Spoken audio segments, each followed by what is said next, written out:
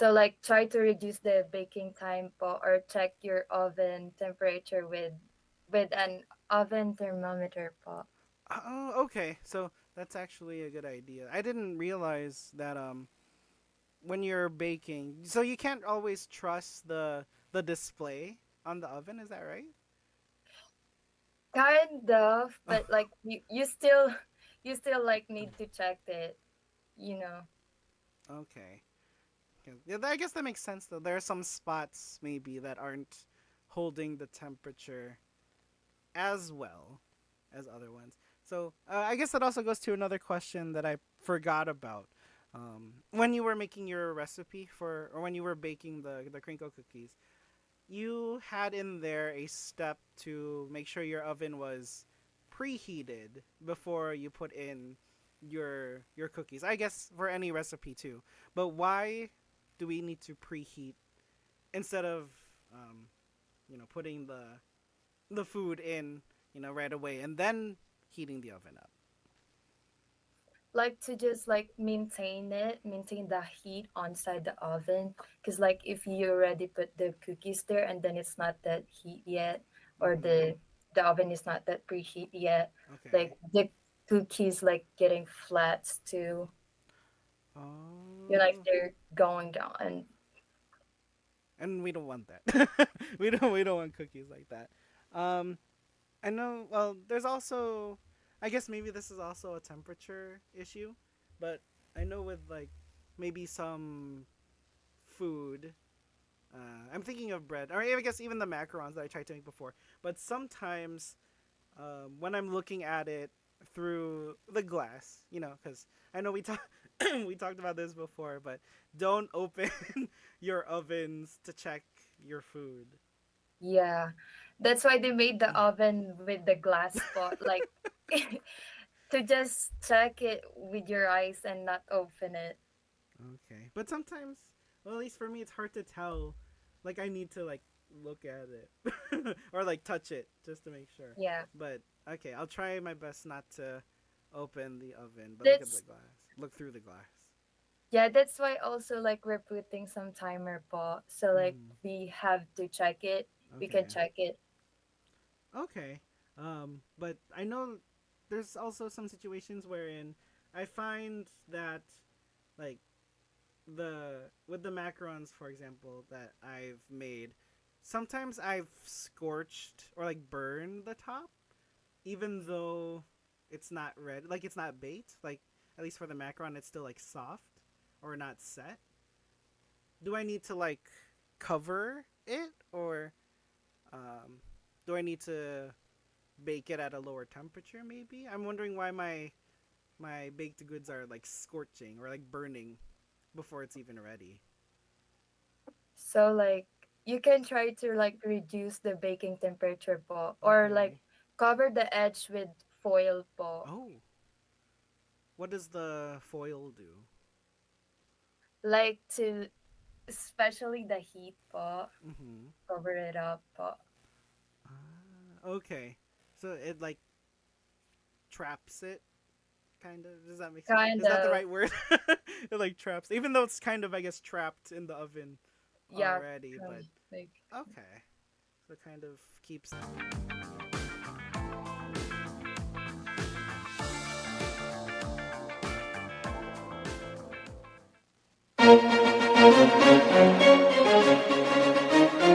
This is INCRadio, DCEM 954, the voice of truth, the official radio station of the Church of Christ or Iglesia ni Cristo.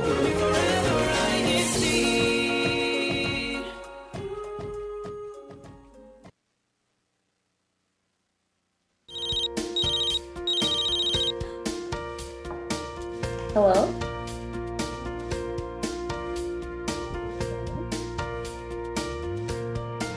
Hello?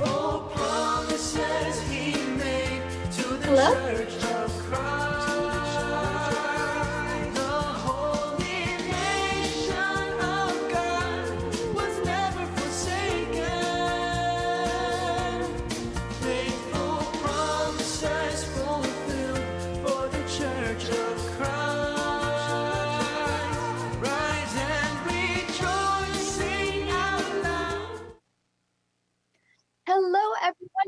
welcome to another Phone a Friend Saturday brought to you by INCRadio Oregon. I am Jillian Pimentel, and I'll be one of our hosts for our broadcast today. And there with me in the studio, we have Sadie Pizarro joining me. So, hello, Sadie. Hi, Jillian, and hello to everyone that is joining us today for Phone a Friend. I'm Sadie Pizarro from the local congregation of Hillsboro. And what we can expect in our episode today is talking about winter home preparedness. So we'll have advice and tips on winter home maintenance as well as winter preparedness. And we'll get some insights from our brethren based on their own experiences with winter as well as our Oregon Bulletin. But we also invite you to keep engaging with us in our live chat because we want to hear and see you share all of your essential tips with us in our show as well. All right, thank you, Sadie. And our topic for today, as Sadie mentioned, we're going to be going over the winter home preparedness. And so, for us here in the Pacific Northwest, the winter season is rapidly approaching.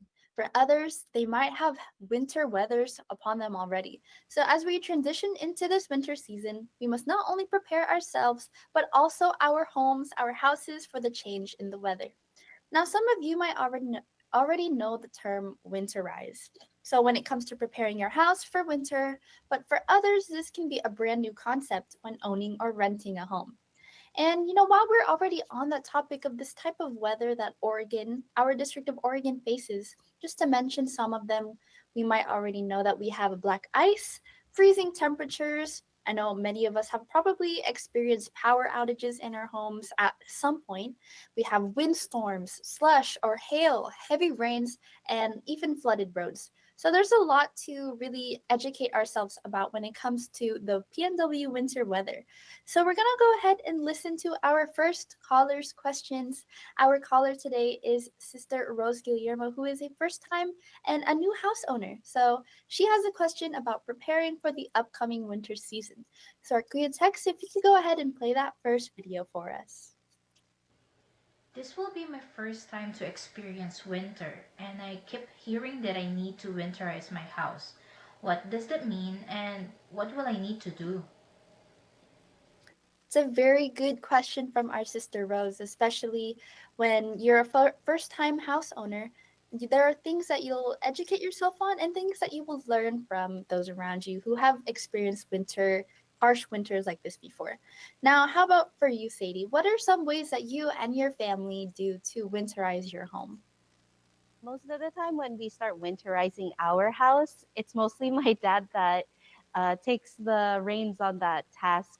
And then it mostly starts like he likes to start very early in the season. So, like way months before even winter starts, he starts preparing the outside of the house. He starts sealing up all of those cracks and even like some of the ventilation. He has to turn off all of our sprinklers and he has to clear out the gutters. And sometimes my mom and I, we help him, but it's mostly something that he likes to do himself. But at the same time, we also have to prepare the inside. So we also check like our air filters, see that our ventilation on the inside is working, so that once winter comes, we don't experience like having our heat turn off, because that's one thing that we've experienced many times in the past, that our heat goes out and you can only imagine it's already freezing outside. Sometimes it's even snowing, and then you don't have any heat and you don't have any hot running water. So it's very much having to check all of those things so that once winter comes, it can be very comfortable. Even though you might feel uncomfortable because of the weather change, you can still go on with your life. So, what about you, Jillian? What is your experience and your family's experience when it comes to preparing your house for winter? Yeah, I actually have a lot of the same experience and a lot of steps that you do with your family, Sadie. My dad, as well, is the one who likes to do the winterizing of our house. And I think one of the first things is that creating a winter home maintenance checklist could be really good from year to year because that will allow you to really check the same things every year and also keep a good memory of what you should do to winterize your house so to ensure that you don't miss anything. And so I think one of the first things is the heating and the air quality, like as you mentioned, making sure that we change our air filters so that whenever we are using our heaters, they're taking that air and bringing in purified air into our home as well. And the ceiling and insulation, like double checking our windows, making sure that no cold air is going to be squeezing in through those cracks as well. I think another one is that the safety of our outdoors area. So even not only inside your home, but especially outside your home, you're going to be walking around outside probably as well during this time, so you want to make sure you're not slipping on any ice, or maybe if you're still driving to go to work or something, you want to shovel out that snow from your driveway too. And as well as plumbing and water, making sure that you regularly check your water heater to make sure it's working, because you don't want frozen pipes, or else you won't have water as well for the winter. And so we actually do have graphics that are supplied from FEMA, which is the Federal Emergency Management Agency. And if our Kuya text could go ahead and play that or show that first graphic that we have for winter home preparedness, we can go ahead and look from picture to picture and really talk about which ones they have there. So this first one here, they said, when it's freezing, limit time outdoors. I agree with that one. How about you, Sadie? I totally agree with that one, Jillian, especially like I know that we're both choir members. So it's very important for us to stay warm so that we don't get sick and so we can still continue performing our duties. Yes, exactly. This is definitely a time that we don't want to be getting sick at all or getting any colds or flus. We have this next one here. It says have chimneys and vents cleaned and inspected by a qualified professional at least once a year. So this one doesn't necessarily have to pertain just to winter as well. It's just natural maintenance of our houses, but especially important during the winter. We have another one here. It says plug space heaters directly into wall outlets. Never use an extension cord or power strip. Now, this one, I'm not sure if too many people know, because I had to get a refresher on, well, why this is exactly. Do you want to help us and explain why we should plug them in directly into the wall outlets, Sadie? Yes. So for a space heater, that's also considered like a big appliance, like how we use a washing machine or a refrigerator. And those take up a lot of power and electricity. So if we plug it into a power strip and not directly into the wall outlet, we really risk overheating the power strip, and that can lead to a potential fire inside our house. So it's better to just plug it into the wall outlet so we can also maintain our safety inside while trying to keep warm during the winter. Yes, exactly. So hopefully our brethren will be able to remember these tips. And then we have another one here. It says neighbor check. Check on your neighbors in an emergency. So I agree with this one as well, Sadie, because whenever we live in our houses, we should get to know our neighbors as well, so we can help each other out in times of those emergencies. Like, for example, if one of our neighbors is in need of help or supplies and we happen to have some, we can go ahead and offer our help and vice versa.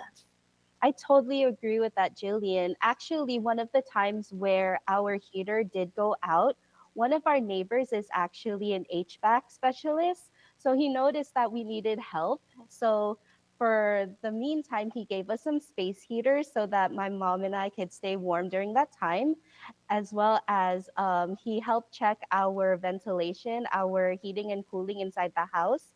And then he even helped us replace any of the parts that we needed to replace.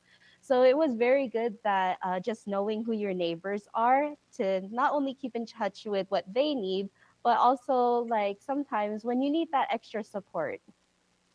Yeah, exactly. And I'm so glad that that was able to go ahead and happen for you, and that you had a good experience with your neighbors as well, and having a safe and a warm winter.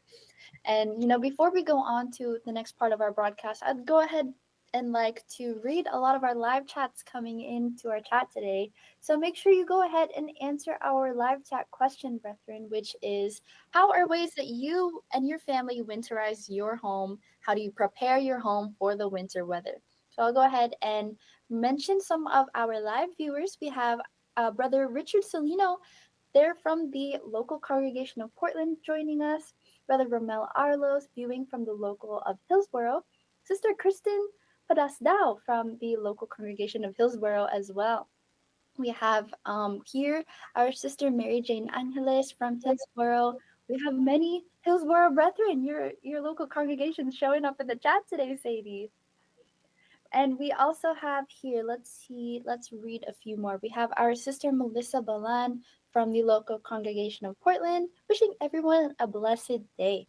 Brother Benny Castillo from the local congregation of Albany, greeting our brethren, the whole District of Oregon. We have here as well.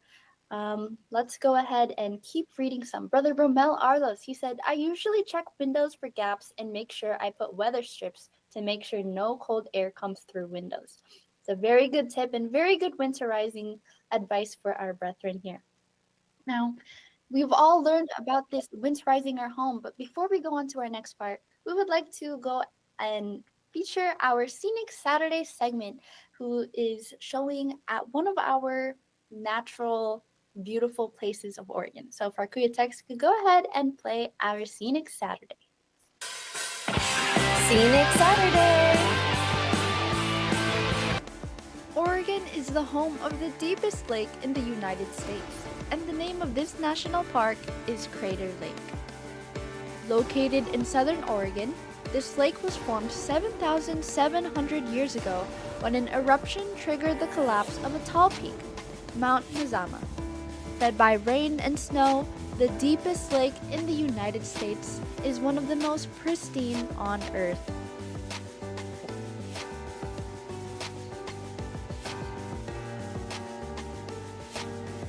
The middle of the lake features two small islands, Wizard Island and Phantom Ship. Surrounding the lake, the park offers different recreational activities like hiking, biking, snowshoeing, fishing, and others. During the cold and snowy seasons, we can see snow settled on top of this national park, making for great pictures and great scenery. Currently, North Entrance Road and Rim Drive are closed for the season, but the Highway 62 to the park and the road to Rim Village remain open.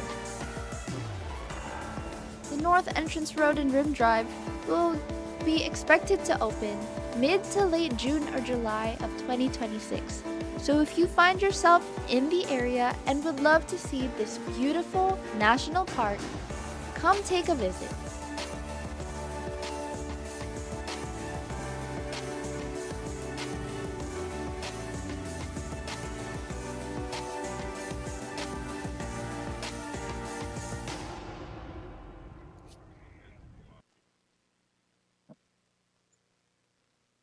I'd like to go ahead and quickly thank our sister Flo Guillermo for all those beautiful pictures that we were able to showcase of Crater Lake on our Scenic Saturday. So I hope all our brethren will be able to go visit there, and if you haven't yet, be able to take pictures with the beautiful scenery. So I'll go ahead and segue it off to you, Sadie, for our next discussion. Yes, thank you, Jillian. So for our second half of our episode for today, so in that first half, what we discussed was how to prepare our houses to reduce wear and tear before the winter season begins. Now, our caller has another question about getting through the winter season. Let's listen again to Sister Rose Guillermo for her question. Once I have winterized my home, what should I do if a winter storm is approaching in my area? And what are the precautions and preparation I can take to ensure my family and my house are safe?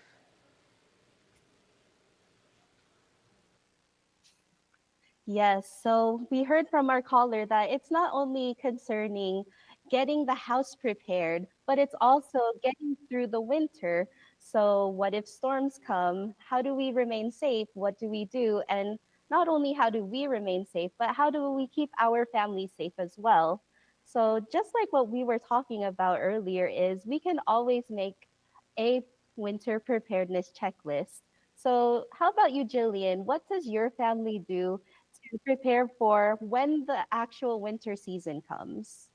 Yeah, I think just having that, like as you said, an emergency checklist and even an emergency kit is really helpful. And that's what we like to do here in my home. We have like a checklist of things of what to do during an emergency, such as if the power goes out or if we're in the middle of a storm or, any of those harsh weather conditions. We have like a certain steps that we do to make sure that we remain safe through it. And I think just making sure that we also communicate well with our family as well. So just in case if something were to happen, we know who's responsible for what, or what we're going to do, if we're going to evacuate, if we're just going to stay home and shut all the doors and the windows, things like that. And I think there are also a lot of different ways. I think a unique one is that reviewing your property insurance policy. So there are a lot of ways that your home is covered by your insurance as well. And I think just making sure that you're aware of all of those, just in case something were to happen, would be really helpful. Let's see what else. Making sure that you're fueled up in the winter. It's really cold. You want to make sure that you have enough energy, even if you're really cold, just in case the heater goes out in those situations as well. And how about for you, Sadie? What do you and your family do? So we do a lot of the things that you mentioned, Jillian. Like we do prepare our emergency kits. Like we make sure that we have enough water just in case our water gets shut off, or just in case the pipes freeze over. We make sure that we have an emergency stock of shelf safe food. So just in case we can't go outside anymore, so that we always have something to eat and sustain ourselves. And then we always have a lot of blankets and warm clothes. For So sure. just in case our heater goes out again, we're always prepared for that. And then, just like what you mentioned, keeping up communication with not only our neighbors, but even with family and close friends, so that just in case there's really an emergency and we need to leave our house and we're not able to leave our house because we're snowed in or any other emergency situation in the area, so that we can go to a safer place. And that also really helps because sometimes it'll be hard to get to the worship service because of the weather condition. So at least we have a way to still perform our duties and attend worship service. And it's a lot better if we're all together, so that all can assure that each of us gets to the place of worship safely. Yeah, exactly. We definitely need a plan for that as well, because even when the winter is really harsh, we always make sure that we make it to our worship service no matter what. And we have some more graphics as well from FEMA, who have more winter ready safety graphics for us to see. So if our Kuya text is going to help us view this next graphic, it's the same winter home preparedness with four different graphics as the last time. And we're going to go ahead and read and talk about some of these as well. So, our first one is to charge your devices. And I definitely agree with this. I have experiences with this. Where I live here, Roseburg, Oregon, we actually do face a lot of power outages, sometimes due to the weather, but sometimes due to the towers are knocked over because of the heavy wind. And so there are situations where my phone, it ends up dying and I don't have any way to charge it. So that's not good because I need a way to, communicate with others as well.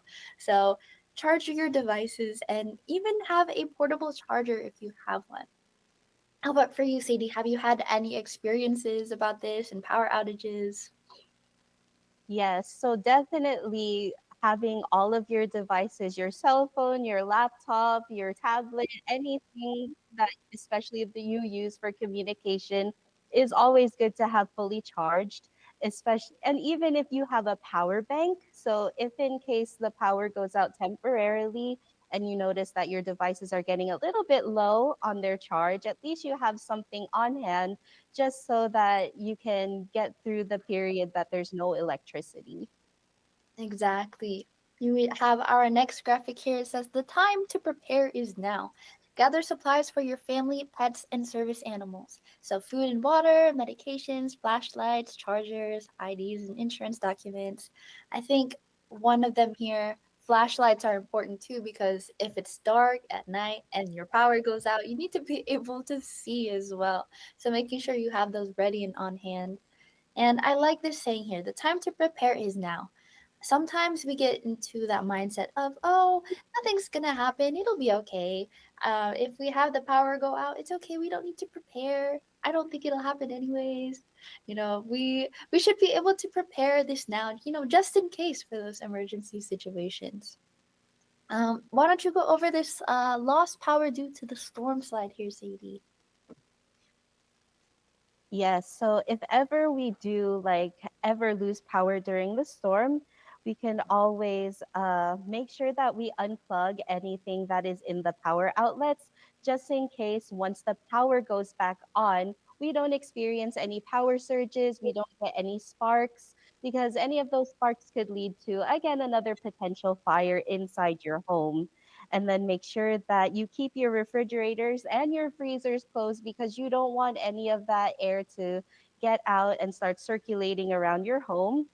And then, if you have them, or if you're anticipating a harsh winter, it's always good to have a generator on hand just so that if the power goes out for a longer period of time, you'll have a way to have power and electricity in your homes. Exactly.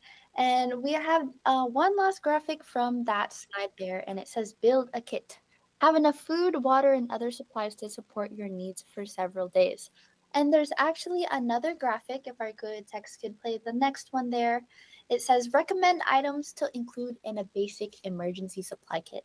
So, just in case if ever these emergencies do happen, it's important to pack some of these things like water, non perishable food for several days. So, like those canned foods that can stay in our closets for many, many years. We have extra cell phone battery or chargers, just like we mentioned, or even a battery powered or hand crank radio that can receive the weather radio tone alerts and extra batteries.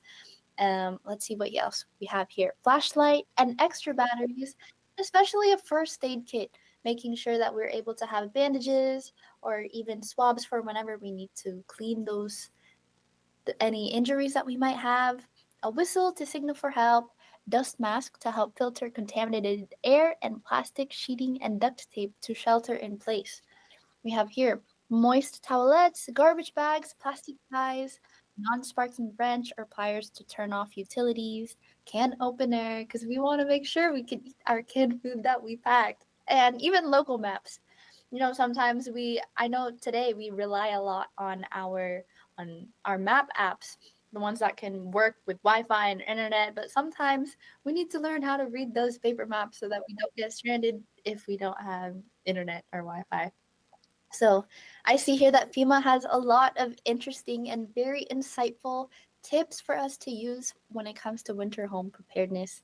And it's really true. We need to have that preparation whenever we face these harsh winter weather here. How about for you, Sadie? What kind of things do you have packed in an emergency supply kit, or any additional things we should that we should have? So my family has actually a lot of these things in our emergency supply kit. Like I mentioned earlier, we have a lot of water on hand because water you don't actually just need it for drinking or for cooking. Sometimes, like again, if your water is shut off in your house and you really need to like wash yourself, you can still use that water. Just make sure that you use your water wisely because you don't want to run out of water, because you can run out of food, but you shouldn't run out of water.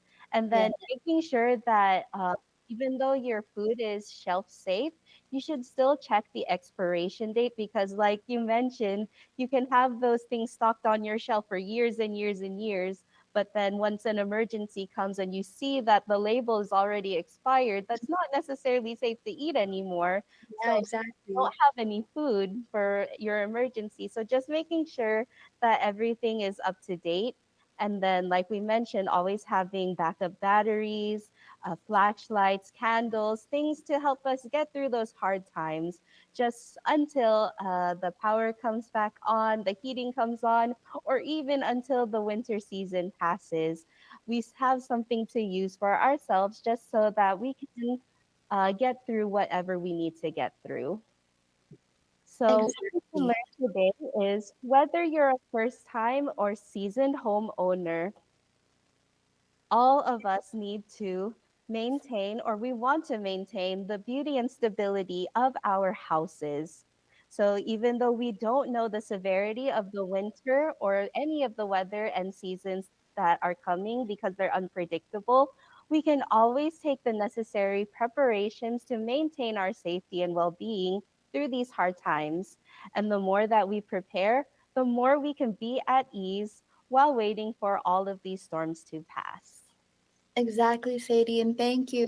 And just like you said, the seasons, the winter weather is unpredictable, and we can't rely on all of those weather reports being completely accurate every time. But something that we can rely on is the guidance of our Almighty God. So when it does come to these emergencies, make sure you hold your prayers, your devotional prayers with your family, and ask for His guidance whenever the winter weather is seeming really difficult. And so we would like to go ahead and recognize a lot of those live chatters who are also chatting with us. They've shared some of their tips for surviving the harsh winter weather. We have here a message from Brother Alan Folger who says, Winter is a wonderful time to slow down, stay warm, and cherish the chance to hug your family and loved ones. We have here some more chatters. Brother Andrew Santa Monica joining us from Seattle. Brother, we also have here Sister Annalisa Pimentel, who's greeting all of us from the Roseburg Group Worship Service. We have here a message from our brethren Sugar Aldas, who says, I shut off outside faucets and cover them. That's a very good and useful tip for all of us as well. And then we have here Brother Jordan Augustine from Hawaii Pacific saying aloha to all. We have our weekly viewer, Sister Moore from Medford Group Worship Service, who always joins us. Let's see, let's read some more tips. Brother Harix Estrada, who says, prepare for power outages, assemble an emergency kit with a flashlight, batteries, blankets, a first aid kit, and non perishable food. And here I have another message to read. Brother Romel Arlos, who said, best time to get a generator is during summer and before fall season because prices are lower and more generators are available in stores.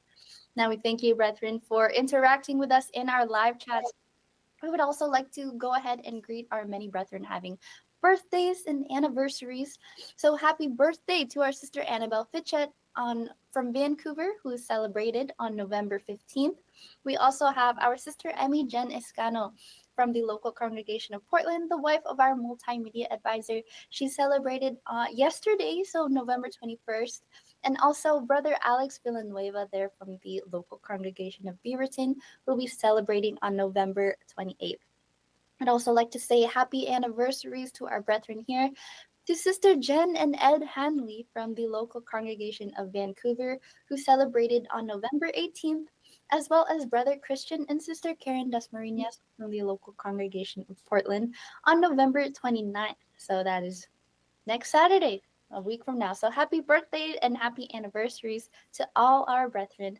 We'd also like to thank the following brethren for helping us make this broadcast possible. So thank you to our brother Eduardo V. Manalo, our executive minister, as well as to our brother Angelo Iranio V. Manalo, our deputy executive minister. Thank you both for all of your continuous support and guidance for us in our INC radio programs. Also, thank you to Brother Wally Tarai, our INC radio station manager, Brother Moises C. Carusale, our district supervising minister, Brother Gina Ramilo, our assistant district minister, Brother Manly Andaya, our executive producer, as well as our BTS crew, everyone helping behind the scenes there in our studio there in Portland with you, Sadie. And back to you, Sadie. I'll go ahead and give it to you for this. Awesome. Thank you, Jillian. And thank you, everyone, for tuning in to our episode of Phone a Friend today. And we look forward to seeing you next week on our next episode, which is about and car maintenance. So remember to subscribe to our YouTube channel, INC Radio DZEM 954, and share this program link with our friends and family who could benefit from this topic. And again, thank you for joining us on this episode of Phone a Friend. Now remember, you always have a friend here, one who is a phone call away. Bye, everyone. Thank you for watching.